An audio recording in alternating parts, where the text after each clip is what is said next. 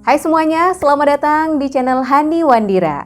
Terima kasih untuk kamu yang sudah berkunjung ke channel ini. Dan untuk kali ini Hani bakal ceritakan kisah horor di sebuah hotel.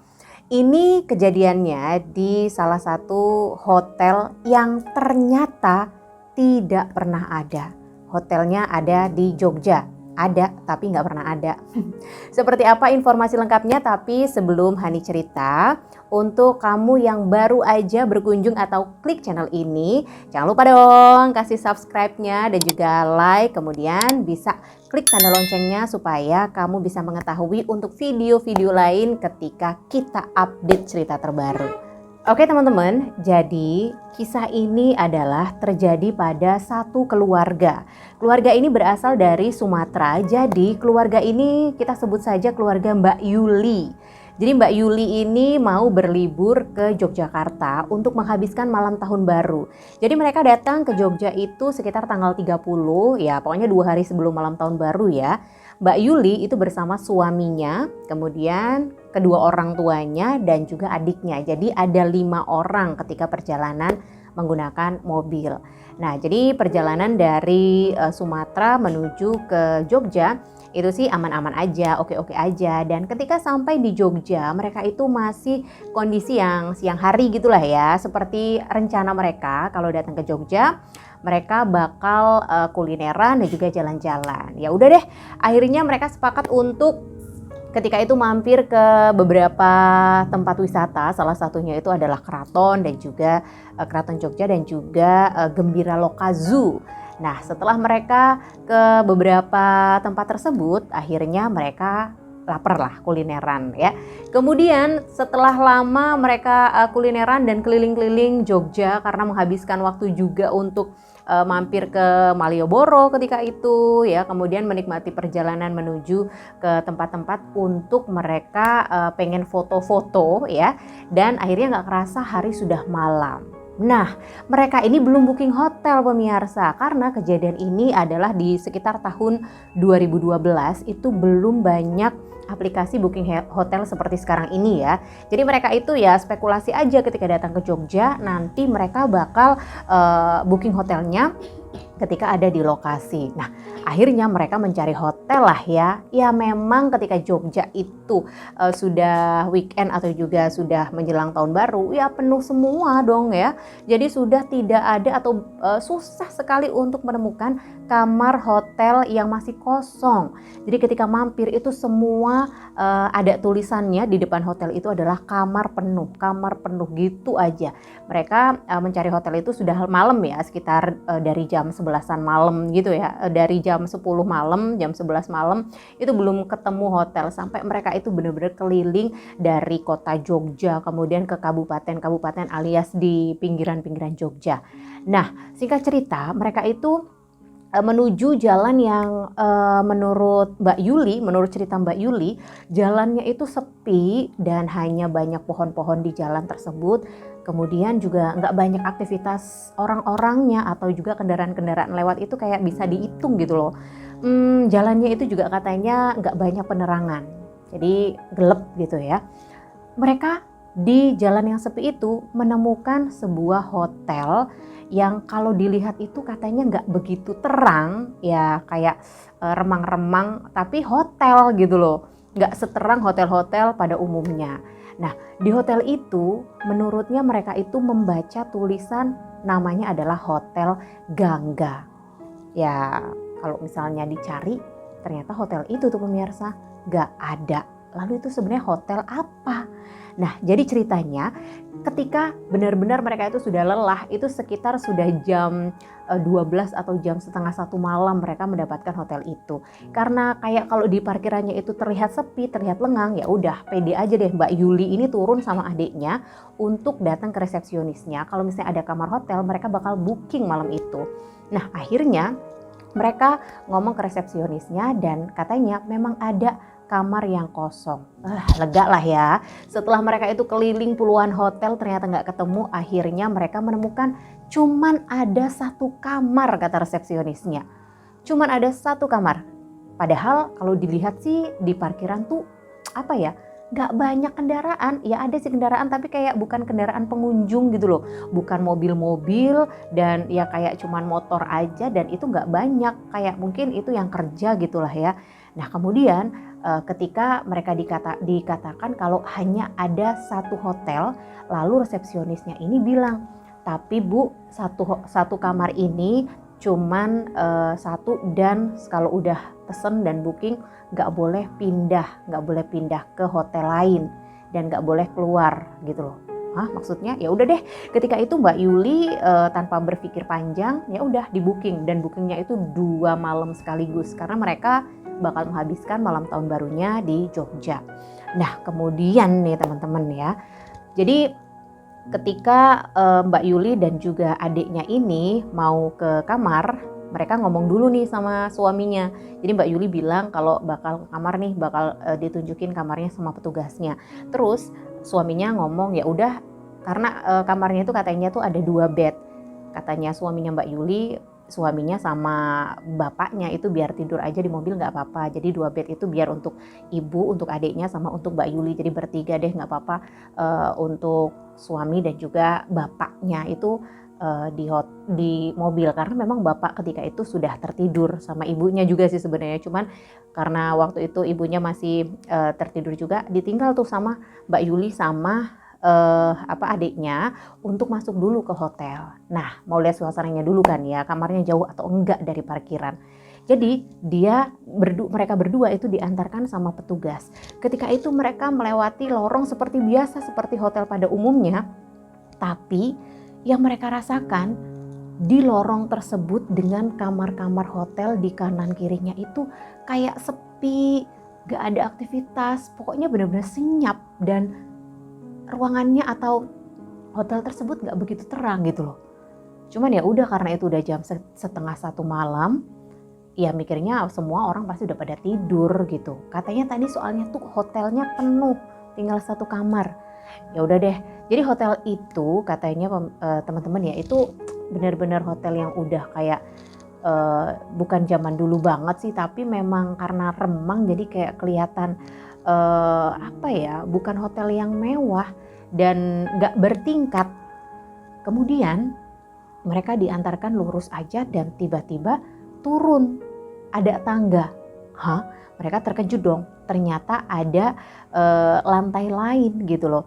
Kirain kan memang nggak ada bangunan lantai 2 atau di bawah itu nggak ada apa-apa ya, hotel biasa aja gitu. Tanpa berpikir lama ya udah mereka turun aja tuh dari tangga. Tepat di bawah atau di selesai tangga itu adalah kamar yang akan digunakan oleh mereka. Sama petugasnya, silakan masuk Bu. Ya mereka berdua masuk dan ketika membuka kamar itu, jadi Mbak Yuli dan juga adiknya itu ya merasakan kayak sesuatu yang beda, nggak seperti kamar hotel pada umumnya. Nah kemudian tepat di pintu masuk ketika dibuka itu ada lukisan yang cukup besar. Di situ adalah lukisan wanita berambut panjang. Nggak tahu sih itu tuh siapa gitu kan ya, kenapa kok ada di dalam kamar hotel ada lukisan wanita berambut panjang. Tapi ya udahlah mereka nggak berpikir apa-apa. Tapi memang suasananya tuh agak hawa-hawa nggak enaknya itu kerasa. Cuman karena mereka sudah merasa capek, lelah, jalan-jalan, akhirnya mereka semua mengesampingkan perasaan-perasaan gak enak itu. Nah ketika itu adiknya Mbak Yuli ini sudah langsung rebahan dan juga tertidur. Nah Mbak Yuli ini masih kayak gak nyaman gitu, kok baunya tuh kayak gini, ini bau dupa tapi gak ada dupanya gitu. Akhirnya Mbak Yuli menyemprotkan parfum di kamarnya supaya baunya tuh kayak menghilang gitu. Nah kemudian Mbak Yuli karena sudah lelah, tiba-tiba ya udah rebahan aja di bed atau di tempat tidur. Ternyata ada sesuatu yang baru ketika baru merem itu kayak sesuatu yang dirasakan di dalam mata yang tertutup. Kayak Mbak Yuli itu sebenarnya masih sadar tapi nggak bisa ngapa-ngapain, masih sadar tapi belum tertidur tapi merem gitu. Itu Mbak Yuli merasa atau melihat gitu, bisa melihat suasana di mana Mbak Yuli itu digandeng sama 2 orang wanita yang berpakaian Jawa. Jadi kayak tangannya itu di samping kanan kiri itu digandeng sama 2 wanita, kemudian diajak jalan melewati lorong, ya lorongnya kayak lorong hotel, tapi di depan lorong sana itu ada sebuah cahaya gitu loh. Nah, Mbak Yuli menuju ke sana, jadi dia kayak aneh ngelihat aku di mana gitu. Padahal kayak tubuhnya itu sedang tidur, sedang mencoba untuk tidur. Tapi itu benar-benar dia merasakan di dalam apa yang dia lihat dan apa yang dia rasa itu kayak benar-benar nyata. Dan kemudian Mbak Yuli masih bisa untuk mencoba mengontrol perasaan yang dia sebenarnya nggak ngerti ini apa.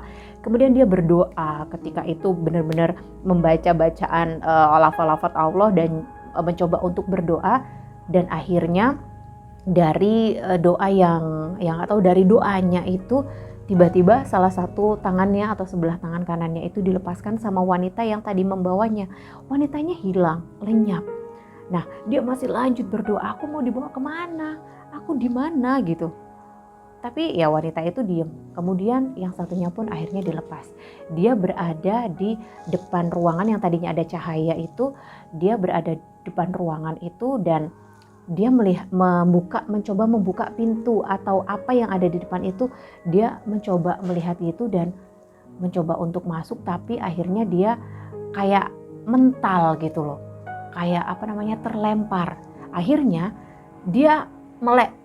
Tiba-tiba langsung refleks dia melek, dan apa yang dilihat di depan matanya ketika dia terbaring itu adalah wanita yang ada di dalam lukisan. Wah, siapa wanita itu yang tiba-tiba ada di depannya? Gak usah dibayangin ya, serem banget ya gak sih? Rambutnya panjang dan katanya wajahnya menyeramkan. Kemudian tanpa berlama-lama lagi, dia mencoba untuk bangun dan juga bangkit dari tidurnya, tapi nggak bisa. Dia kayak seolah dipaksa untuk melihat pemandangan, melihat wanita yang ada di depannya, yang tiba-tiba berada di atas tubuhnya. Dan rasanya itu katanya aromanya, kemudian juga rasanya itu dingin. Nah, dia mencoba untuk berdoa, dan dia berdoa akhirnya tiba-tiba sosok itu pun lenyap. Kemudian tanpa berlama dia juga langsung membangunkan adiknya yang ada di sampingnya, lalu menarik itu adiknya dengan tas untuk dibawa keluar, karena ini benar-benar satu kejadian yang benar-benar gak beres gitu loh di kamar ini. Akhirnya langsung ditarik adiknya dengan posisi yang adiknya masih ngantuk-ngantuk banget, pokoknya langsung dibangunin, langsung diseret keluar, bukan diseret ya, pokoknya diajak keluar gitu. Dan ketika ketemu dengan petugas hotel langsung ditanya, Mbak mau kemana? Nggak boleh pindah hotel gitu. Terus alasannya Mbak Yuli ketika itu adalah ada koper mas mau saya ambil di mobil, katanya gitu. Ketika itu langsung masuk mobil, langsung bangunin suaminya, langsung dia berceritanya itu udah nggak jelas pokoknya saking paniknya. Ayo cepetan, langsung pergi dari sini, pokoknya pergi dari sini harus sekarang juga. Pokoknya benar-benar panik sambil nangis ketika itu. Jadi Mbak Yuli ini benar-benar belum bisa menceritakan apa-apa, tapi yang pasti ketika itu suaminya itu mencoba untuk menenangkan, dan ketika menyentuh Mbak Yuli itu kayak ada sengatan listrik gitu loh dari yang dirasakan Mbak Yuli dan juga dari suaminya. Itu benar-benar kayak mereka kesetrum, akhirnya dia kayak sama-sama mental gitu. Jadi itu kenapa? Dan mencoba lagi ternyata kesetrum lagi gitu rasanya. Ya udah akhirnya ayo cepetan jalan. Nah akhirnya jalan lah. Jadi suami Mbak Yuli itu memacu mobilnya, yang pasti Mbak Yuli cuman berkata kalau ini hotel pokoknya nggak beres, kamarnya pokoknya nggak beres gitu. Ya udah akhirnya jalan, dan rencananya mereka setelah dari Jogja itu akan menuju ke Kediri untuk bertemu dengan atau mengunjungi familinya di sana. Jadi teman-teman, Mbak Yuli dan juga keluarganya ini dari Jogja ke Kediri akhirnya pun sampai. Dan anehnya lagi adalah tidak ada satu hal yang kayak sesuatu yang mencurigakan di jalan, tapi tiba-tiba sudah sampai di depan rumah saudaranya. Setelah melihat jam, ternyata mereka di perjalanan hanya tidak sampai 1 jam. Jogja Kediri loh, tidak sampai 1 jam. Nah, ini adalah sesuatu hal yang di luar nalar sih ya. Dan akhirnya Mbak Yuli dan juga keluarganya pun masuk ke dalam rumah saudaranya, kemudian menceritakan apa yang tadi dialami. Jadi dari cerita-cerita mistis yang tadi dialami sama Mbak Yuli itu diceritakan oleh saudaranya, kemudian saudaranya ini kayak memanggil temennya yang bisa melihat sesuatu yang tak kasat mata ya. Oke, akhirnya tidak butuh waktu lama, teman dari saudaranya ini pun datang dan katanya Mbak Yuli ini tadi sudah ada di dimensi lain ketika dia katanya tadi yang dibawa sama 2 orang yang wanita berpakaian Jawa.